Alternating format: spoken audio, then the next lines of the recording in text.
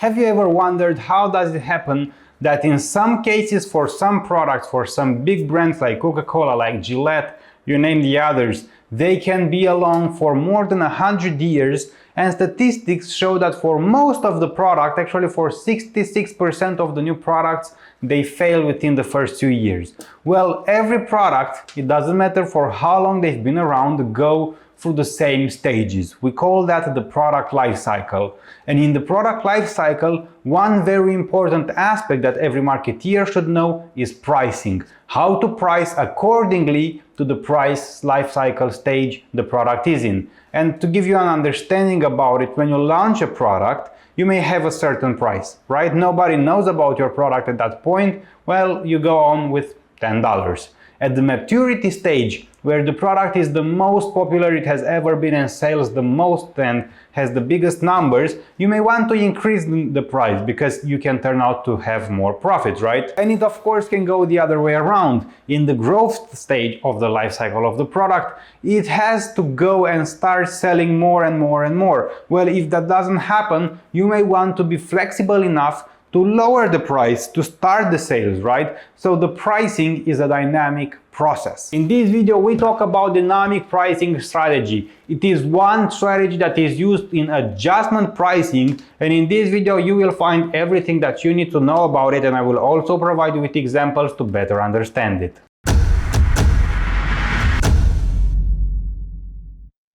Considering the market situation, if there is a recession or not, the economics and also the competitors in the industry, as a company you need to be prepared to make price adjustments. This table shows us 7 price adjustment strategies that companies can apply when they need to adapt to various customer differences and changing situations. Dynamic pricing is the 6th pricing strategy that we discuss about when we talk about price adjustments. It means adjusting prices continually to meet the characteristics and needs of individual customers and situations. Before going on and in depth with this one, let's see all the definitions and all the elements that we need to know. To understand dynamic prices, we need to understand first that prices used to be set and standard. So that was a standard convention either from the seller asking a certain price of the buyers, or either it was a negotiation between the seller and the buyer for the standard price. Well, the dynamic price comes as a new element. Dynamic pricing is very much used in industry of retailers, airlines, and up to hotels and sports teams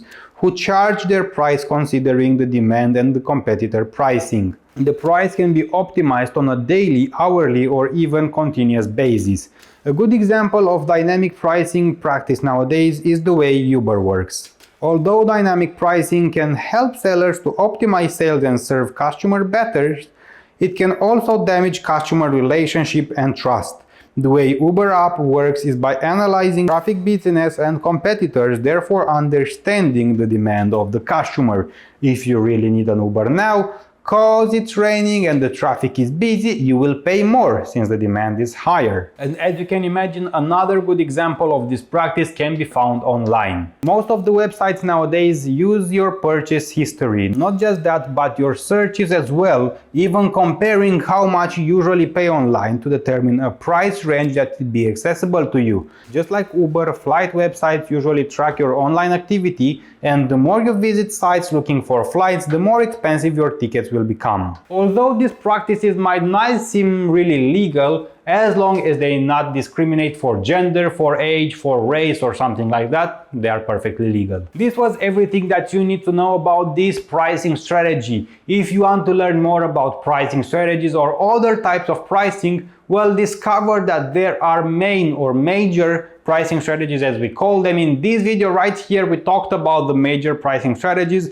Click right here on the info card to see the video, or check the links down in the description below for other videos about this. Before going on and checking for other videos, you need to check the links down in the description, because I'm offering you a for free business marketing dictionary. There are more than 400 terms that I've explained for you, the most used and all the terms you need to know to have a marketing discussion, and you can download that for free. More than that, if you have your own company or if you're an entrepreneur, check the links down in the description below, because I've also created a manual to create your own business plan. And not just that, you can also create a communication strategy and a marketing strategy for your company. If you manage a company or if you own your very first one, you need to check that, because it is a by the book, step-by-step instruction how to build your business plan and everything you need to grow your products and to enter the maturity stage of the company. And of course that you can support me by buying me a coffee. In the links down below you will find a link for that, because I drink quite a lot of coffee to research the information for these videos, to film them, to edit them and to post them so you can watch them for free on YouTube.